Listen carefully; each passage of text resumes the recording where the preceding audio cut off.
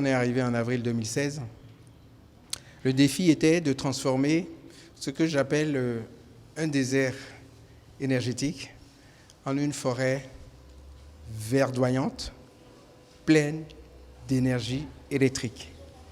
C'est ce défi que nous venons de gagner à travers l'inauguration de cette centrale de 127 MW, que dis-je, 129,08 MW que nous avons inaugurée aujourd'hui à Mariagleta. Une centrale de dernière technologie de cette envergure-là, qui peut utiliser à la fois du gaz et du fioul lourd. Nous avons terminé le projet même avant l'heure, ce qui est extraordinaire.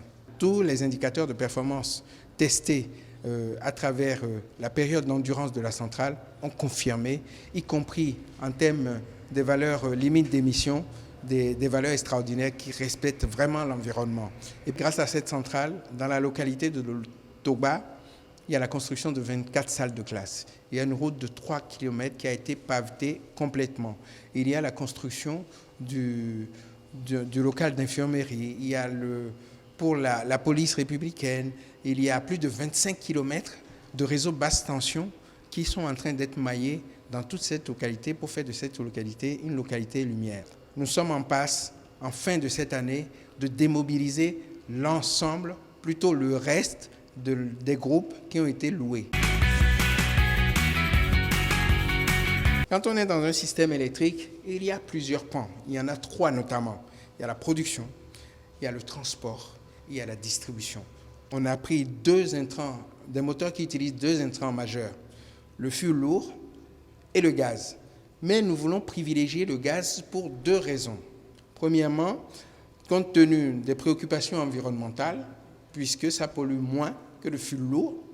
Ça, c'est un premier point. Le deuxième, c'est qu'en matière de réduction de coûts, le gaz, la production en utilisant le gaz revient moins cher que le fioul lourd. Pour ces 2 raisons, le gouvernement a choisi de privilégier le gaz. Fin juillet dernier, il y a un accord cadre qui a été signé avec le groupe Total, qui est 2e groupe mondial de production de gaz naturel liquéfié, pour pouvoir construire pour près de 51 milliards une unité flottante de stockage et de regazéification qui va accueillir du gaz liquéfié et le regazéifier pour alimenter nos centrales.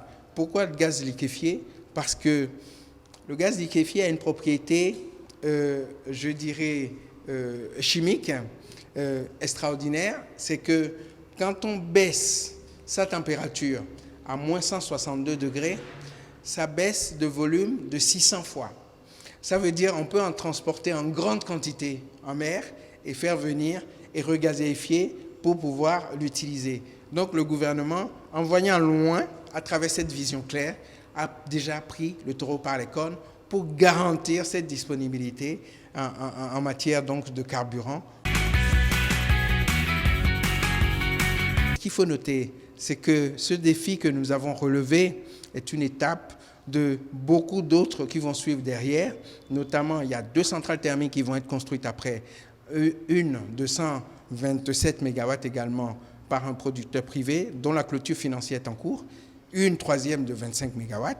Mais ce qui est extraordinaire à noter, c'est que les énergies renouvelables doivent avoir une place de choix dans notre mix énergétique, que le gouvernement veut qu'il soit responsable. Et pour cela, il y a un certain nombre de projets, notamment de solaire, qui sont prévus pour nous amener à l'horizon fin 2021 à une centaine de mégawatts de centrales solaires, et ce qui ferait en fait près de 25% de l'ensemble de la capacité disponible en matière électrique